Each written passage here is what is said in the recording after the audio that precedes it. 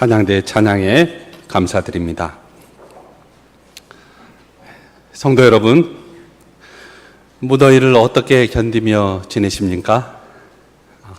지난 수요 예배 시간에 성도들을 맞이했던 인사 말씀을 다시 한번 떠올립니다. 잠언 25장 13절 말씀에 충성된 사자는 그를 보낸 이에게 마치 추수하는 날의 얼음 냉수 같아서 능히 그 주인의 마음을 시원하게 하느니라, 이런 말씀이 있는데요. 바라기는 하나님 앞에서 여러분의 존재 자체가 불볕 더위에 얼음 냉수 같기를 축복합니다. 우리 앞뒤에 계신 분들, 옆에 계신 분들과 조금 특별한 내용으로 인사를 나누겠는데요. 좀 의아해하지 마시고 잘 따라서 이렇게 한번 해주시면 고맙겠습니다. 조심하세요. 꼭 알려주시기 바랍니다. 이렇게 조심하세요. 일단은 뭐가 뭔지 모르고 지금 인사를 한 거예요. 그죠? 이것은 행정안전부에서 보내온 폭염특보 발효 중 이라는 문자가 아니에요. 아니에요. 네. 이단의 활동과 미혹에 대한 주의가 필요하다는 말씀을 드리고 싶습니다. 약 10여일 전에 몇몇 사람이 신천지에서 왔다고 자신들을 소개한 다음에 교회에 추수꾼을 보내도 되겠냐고 하면서 우리 교회를 방문했습니다.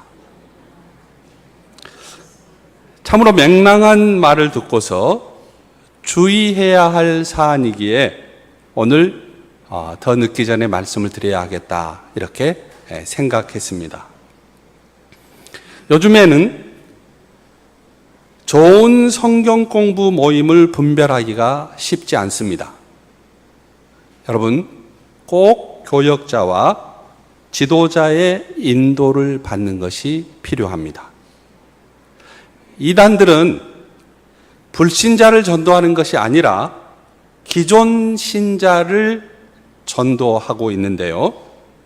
기성교회가 성도들에게 타락한 음료를 먹인다고 선전하고 있습니다. 또 교리적으로 구원이 자기에게만 있다고 설명하면서 젊은 청년들과 연약한 성도를 미혹하고 있죠. 혹시 다른 곳에서의 모임에 참여하고 싶으신 분이 있다면 반드시 교회의 지도자들과 상의하여 주시기를 바랍니다. 여러분, 생각해 보세요. 만일 어느 회사에 신분을 감추고 어느 누군가가 은밀하게 들어와 회사에 대해 악선전을 하면서 거짓말을 정당화시킨다면 그게 세상 윤리로도 옳은 일이라고 할 수 없습니다. 우리 교회는 신천지 아웃을 선언하고 있는 교회입니다. 신천지 아웃. 신천지 관계된 사람은 우리 교회에 들이지 않습니다. 우리 교회는 성도들이 조금이라도 그들과 연결되기를 원치 않습니다. 교회는 가정과 같은 공동체입니다. 가정의 구성원들이 가족과 상관없이 또 부모 몰래 위험한 다른 곳을 드나드는 것은 매우 힘든 일입니다. 혹여라도 교회 밖에서 성경 공부를 하자고 하거나 성경 공부 모임을 소개하거나 인도하거나 이미 관계를 맺고 있는 모습이 보일 때에 교회에 알려주시기를 바랍니다. 교회의 역사에는 참으로 많은 이단이 일어나고 사라졌습니다. 서로 함께 경계해 나가야 하겠습니다. 혹시 목사님 설교를 몇 분인가 이렇게 재고 있으신 분은 지금까지의 이 시간은 카운트에 넣지 않아 주시기를 바랍니다. 오늘의 본문에서 예수님은 한편으로 제자들을 가르치시고 다른 한편으로 백성의 무리를 품으시고 먹이시고 또 병자를 고치십니다. 우리는 본문에서 음식 드실 겨를조차 없이 애써 일하시는 예수님을 만날 수 있습니다. 그런데 말이죠, 마가복음 6장을 주의 깊게 읽으신 분은 오늘 본문 선정과 관련하여 매우 의아해 하실 것입니다. 왜냐하면 본문은 오병이어의 기적과 예수님께서 밤중에 물 위를 걸으신 이적을 의도적으로 본문에 넣지 않고 생략했기 때문입니다. 실제로 마가복음 6장 30절 이하에는 세 가지의 거대한 이적 사건이 마치 파노라마처럼 등장합니다. 내용을 잠깐 소개하면 이렇습니다. 예수님께서 12제자를 선교하라고, 전도하라고 파송하여 마을로 보냈습니다. 보내실 때 그들을 둘씩 짝을 지어 보내셨는데 그들에게 악한 귀신을 제어하는 능력을 주셨고 제자들은 나가서 회개하라고 선포하였습니다. 그들은 많은 귀신을 내쫓으며 수많은 병자에게 기름을 발라서 병을 고쳐주었습니다. 제자들이 예수께로 모여와서 자기들이 한 일과 가르친 일을 다 보고하였습니다. 피곤했지만 얼마나 보람된 일이었겠습니까? 아마 우리들 중에도 캄보디아나 태국, 인도네시아, 베트남, 필리핀 등지로 선교 여행을 다녀오신 분은 지금도 그 감동과 보람을 아마 기억할 것입니다. 우리가 어떻게 그런 일을 해낼 수 있었는지 오직 하나님의 은혜였음을 고백할 수밖에 없습니다. 마찬가지일 겁니다. 그야말로 제자들은 기쁨과 열정으로 가득 차 있었어요. 그때 예수님께서 제자들에게 말씀하십니다. 얘들아, 너희는 따로 외딴 곳으로 가서 좀 쉬어라. 오고 가는 사람이 하도 많아서 음식 먹을 겨를조차 없었기 때문입니다. 그래서 제자들이 배를 타고 따로 외딴 곳으로 떠났습니다. 그런데 말이에요. 많은 사람이 보고서 예수님의 제자들인 줄 알고 여러 성읍에서 길을 따라 그곳으로 함께 달려가서 제자들보다 먼저 그곳에 이르렀습니다. 지금 예수님은 제자들을 좀 쉬게 하려고 보냈는데 많은 백성이 앞다투어 모여들어 그 장소에 먼저 도착해 있는 것입니다. 그러니까 제자들의 이치가 노출된 것이죠. 그만큼 백성들은 예수님이 주시는 은혜가 절실하게 필요했습니다. 반면에 밥 먹을 겨를도 없이 사람들을 상대했던 제자들은 또다시 많은 사람들을 상대해야 했습니다. 예수님은 배에서 내려 큰 무리를 보시고 마치 그들이 목자 없는 양과 같으므로 그들을 불쌍히 여기셨습니다. 그래서 그들에게 여러 가지로 가르치기 시작하셨습니다. 날이 저물었어요. 제자들이 예수께 아뢰입니다. 여기는 빈들이고 날도 이미 저물었습니다. 이 사람들을 흩어 제각기 먹을 것을 사 먹게 근방에 있는 농가나 마을로 보내시는 것이 좋겠습니다. 여러 논의가 있었어요. 그리고 이 논의를 거친 후에 결국 떡 5덩이와 물고기 2마리로 사람들을 때를 지어 푸른 풀밭에 앉게 하시고 예수님께서 손을 드시고 하늘을 우러러 감사 기도를 드리신 후에 모든 사람에게 나누어 주었습니다. 그들은 모두 배불리 먹었습니다. 보리떡 부스러기와 물고기 남은 것을 주워 모으니 12광주리에 가득 찼습니다. 떡과 물고기를 먹은 사람은 남자 어른만도 5,000명이나 되었습니다.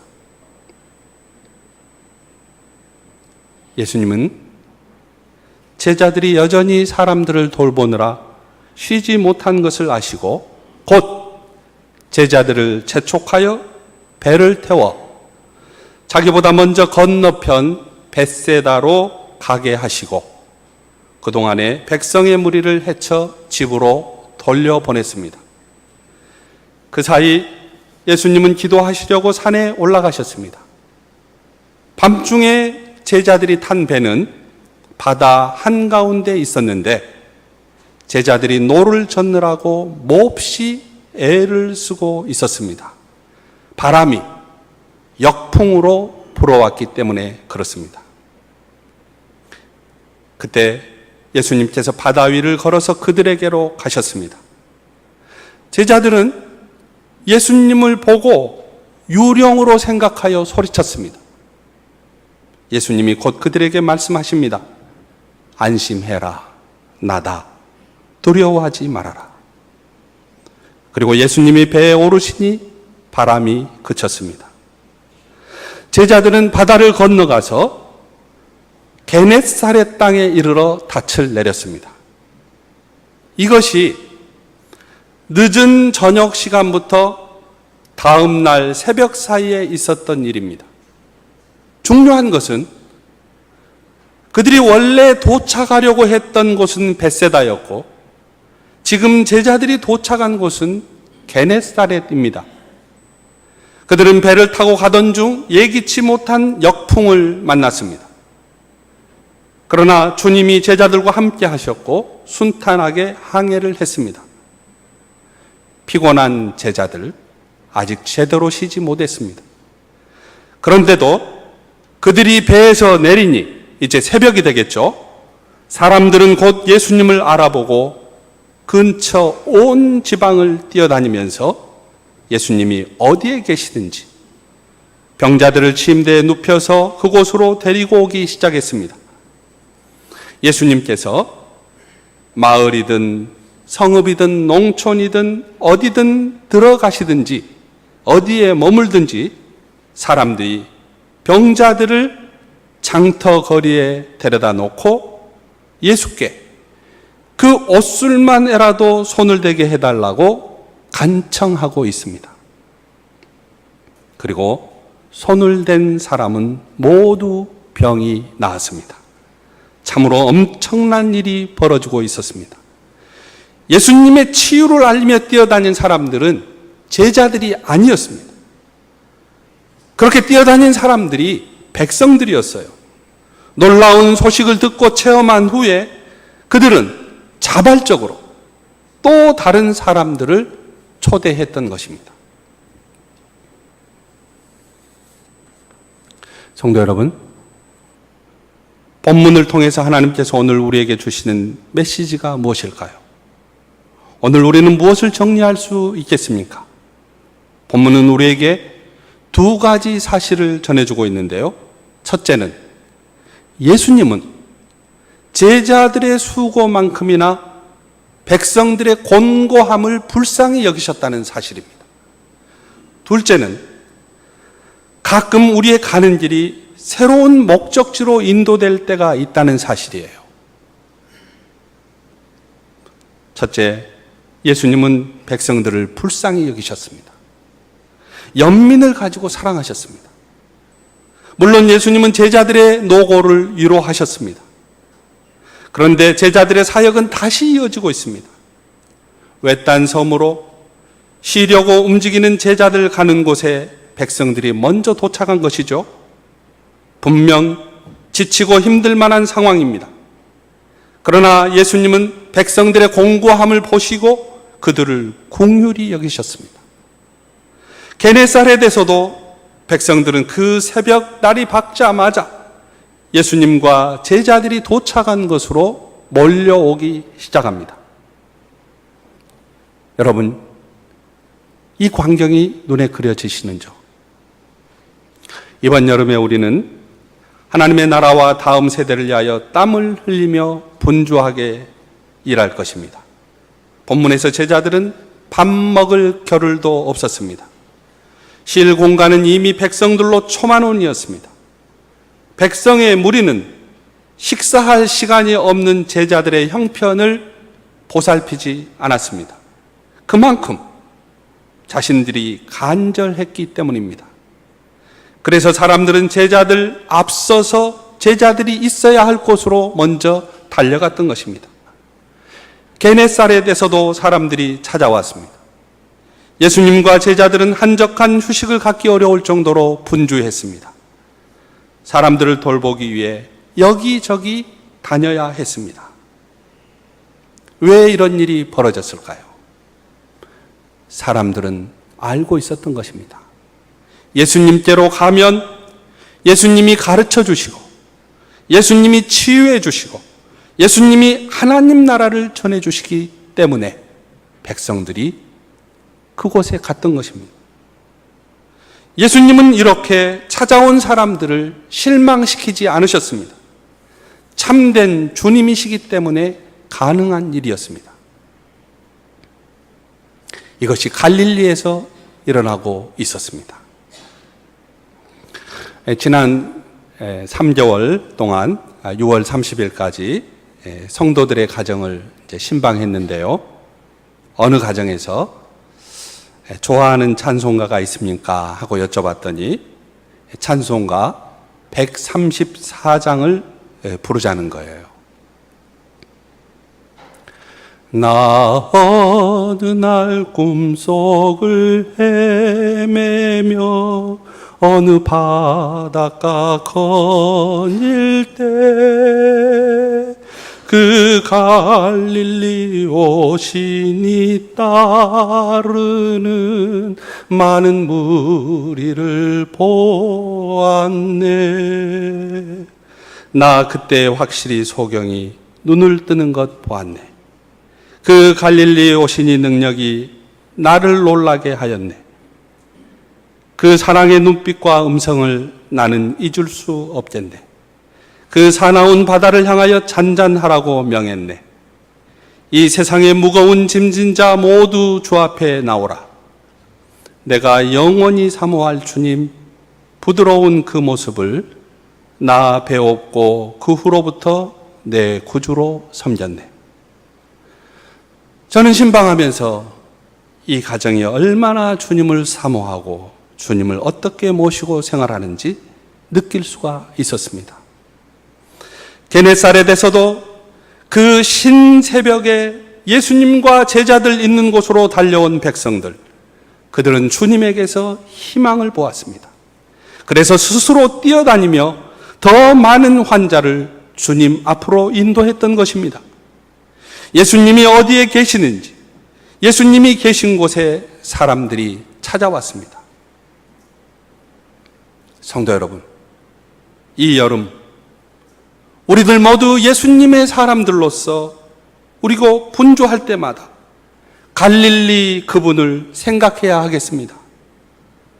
예수님은 오늘도 목자 없는 양과 같은 사람들을 먼저 보십니다. 예수님의 마음이 나의 수고보다는 참된 목자가 없이 방황하는 사람들, 그들의 공고함을 먼저 보시기에 우리 역시 예수님의 사랑을 실천하고 고운 땀방울 흘릴 수 있기를 축복합니다. 두 번째, 선한 사업에 힘쓰다 보면 우리의 목적지가 수정될 수도 있다는 사실이에요. 주님께서 우리를 새로운 목적지로 인도하실 때가 있음을 알아야 합니다. 예수님은 제자들에게 직접 벳세다로 가라고 하셨지만은 결국 목적지가 바뀌었습니다. 처음에 예수님이 정확히 제시하는 목적지는 벳세다였습니다. 그런데 벳세다 가는 길이 심상치 않았습니다. 주님이 가라고 하신 그 길을 가는 동안 이상하게 순탄하지 못했습니다. 바람이 거슬러서 불어왔습니다. 노를 젓는 것도 매우 힘이 들었습니다. 주님이 가라고 하신 길인데 왜 이렇게 쉽게 갈 수 없는 것일까요? 하지만 그 밤 힘겨운 뱃길에 예수님이 제자들을 찾아오셨습니다. 그리고 안심하라고 하셨습니다. 날이 밝은 후 그들이 도착한 곳은 벳세다가 아니라 게네사렛이었습니다. 예수님은 먼저 가라고 하신 곳으로 가지 않으셨습니다. 어떻게 생각하세요? 제자들을 속인 것일까요? 아닙니다.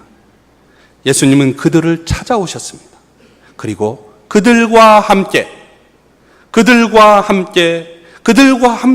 새로운 목적지로 향하셨습니다. 성도 여러분, 혹시 마리안느와 마가렛이라는 영화를 보셨는지요?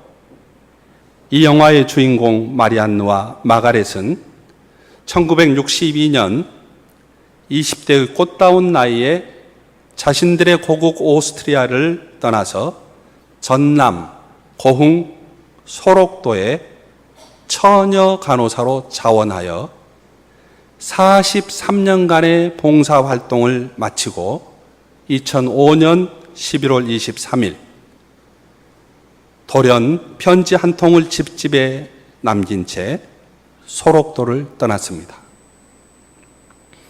늙고 병든 몸으로 더 이상 봉사할 수 없는 더는 한센 마을에 부담이 될 것 같은 데다가 어느덧 언론과 방송의 유명 인사가 될까봐 귀국했던 것입니다. 소록도를 떠날 때 무일푼이었습니다. 그동안 아무 보수 없이 한센 환자들에게 자원봉사로 시작하여 의료봉사를 다했습니다. 모국 오스트리아에 소록도 환자를 도울 지원을 호소하여 의약품이며 정신병동, 혈액병동, 시각장애인 병동, 목욕탕, 영화원을 지어 많은 환자를 치유할 수 있게 했습니다. 두 분이 우리 땅을 떠날 때 우리는 그들에게 아무것도 주지 못했습니다. 소록도에 머물며 소녀란 이름으로 봉사했지만은 간호사 자격으로 오셨기에 고국에서도 종교인의 혜택을 누리지 못했습니다. 두 분의 고귀한 헌신을 기리고자 작년 2017년 소록도 병원 개원 100주년을 지내면서 다큐 영화가 만들어졌습니다. 이 영화 제목이 마리안느와 마가렛인데요. 영화의 시사회가 진행이 되면서 두 사람의 선행과 봉사정신이 알려지게 되었는데요. 두 분은 이것도 부담스러워했습니다. 자신이 한 일, 자신이 칭송받을 수 있는 일을 뒤로하고 어떻게 이렇게 호련히 떠나갈 수 있었을까요? 벅찬 감동이 밀물처럼 다가와 우리의 가슴을 채웁니다. 사랑하는 성도 여러분, 마리안느와 마가렛 두 사람이 지니고 있는 삶의 목적지는 어디였을까요? 그것은 벳세다도 게네사렛도 아니었을 것입니다. 오히려 지금 우리는 이렇게 말할 수 있습니다. 마리안느와 마가렛 이 두 사람의 삶의 목적지는 주님과 함께 걷는 길, 주님과 함께 가는 길이 아니었을까요?